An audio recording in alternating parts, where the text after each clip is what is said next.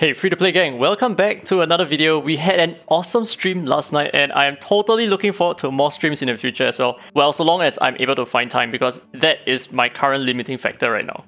So let's take a look at Kronos, and this is a team that doesn't actually work, which kind of pisses me off a lot. Actually, it doesn't just kind of piss me off, it pisses me off a lot. And I hate it so much, right? But let's take a look at Kronos. What are the changes to his kit? So exploitation, now this inflicts defense down for 2 turns. So bring a cleanser is usually a good idea. So Hengre is probably like the best cleanser for Kronos right now. You can use Clara, but there are some setbacks to using Clara because she's an Inferno type. So we're going to take a look at why that's the case as well. So here's his new passive. Basically the lower half are the new effects. So at the end of an enemy's turn, gains AP up. And I do not know how much that AP up is, probably like 10 to 15%, and damage taken from flow Espers plus 60%, while damage dealt to non-flow Espers plus 75%. So using Espers like Clara is not that helpful because she's going to take 75% more damage, whereas at the same time, if you bring flow Espers, your damage output is going to be significantly stronger than, just bring Inferno Espers for example.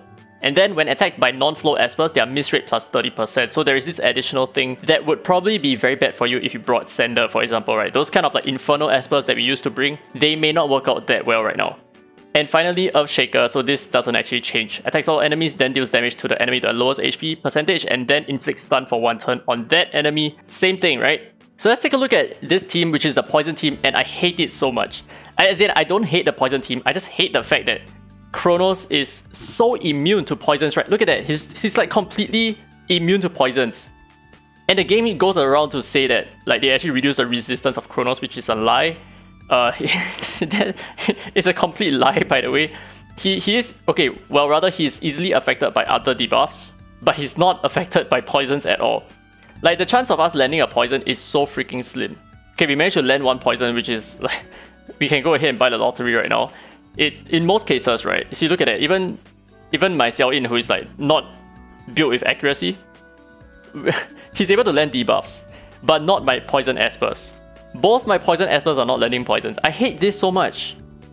Like the whole point of them fixing Kronos and reducing his resistance is to make him a little bit more accessible to other different builds, because they've increased his HP by a lot. So now he has like 900 over 1000 HP. I think previously he had less. I'm not sure by how much, but he had less, so much so that it was a lot easier to cleave. But right now, it's a little bit harder for you to cleave unless you have key Espers like Ollie, Gaius, Black Twin, etc, etc. These are some of the Espers that you might need in order to cleave Kronos really fast. But as you can see here, this Poison team is not working at all. It's like, why? They created Poison Espers who are perfectly tuned for this boss, but they decide to just prevent players from just using poisons for some reason. I have no idea why. But anyway, as you can see, Hengre is doing a pretty fine job here. She's a really good healer for Kronos right now. And that's because of her new Resonance kit as well, where she triggers her passive a little bit more often, especially when your allies are like below a certain amount of HP. So as you can see, my Xiaoyin, he got healed twice, and he has 2 stacks of the healing, the regeneration buff. But yeah, I think that's about it. We're kind of screwed here.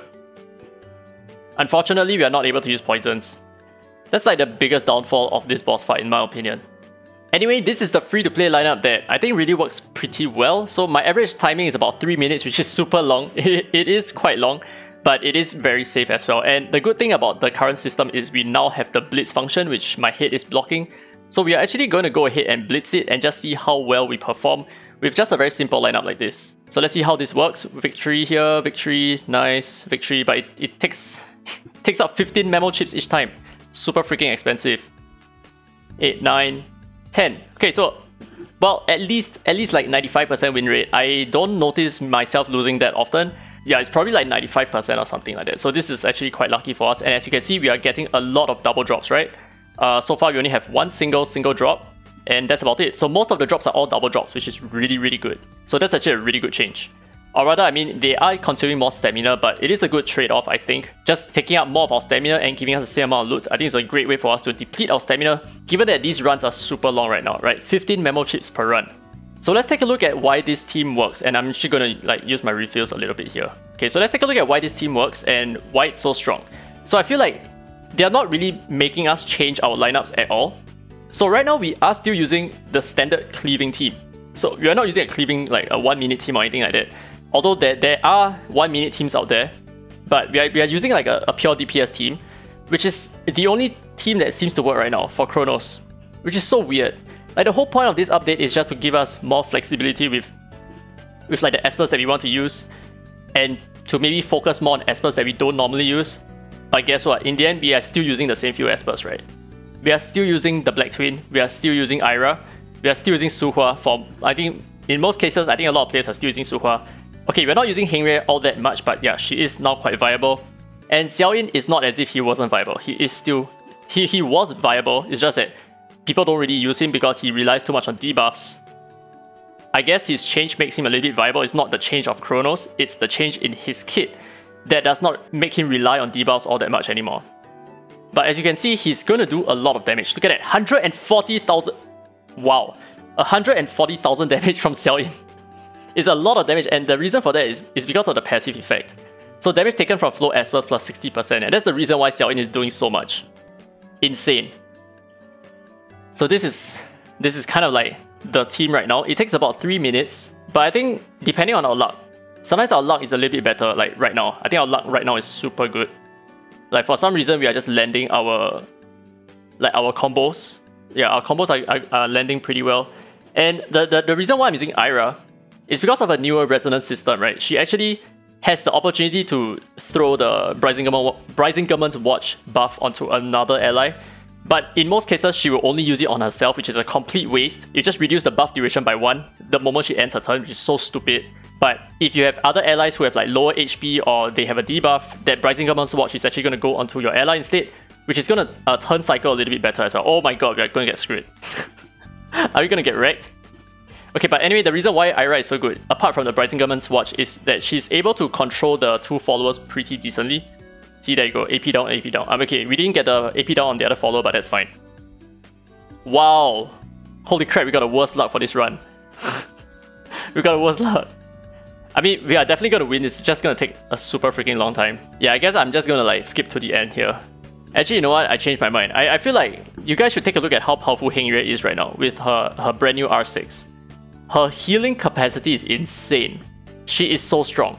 And I wouldn't recommend you to go with the same build that my Hengrui is on right now, because my Hengrui is on Astral Witchcraft, which allows her to take extra turns, which is bad because now Kronos is going to gain more AP that way. Yeah, see, look at that, double AP up on Kronos because Hengrui took an Astral Witchcraft. But the insane thing about Hengrui right now is her healing capacity is just so strong. She can single-handedly bring an Esper from like 20% HP all the way up to like 80 or 90% HP. It's quite crazy. Almost 3.5 minutes because we lost 2 of our key Espers here. But this is basically it. This team, I will show you their relics in just a bit. Actually, I'll just show you their relics right now. So Ira, here are her stats. Pretty high in terms of speed, especially if your spare relics are giving you that kind of speed. So there is that. Xiaoyin as well, pretty decent. Here's my Suhua.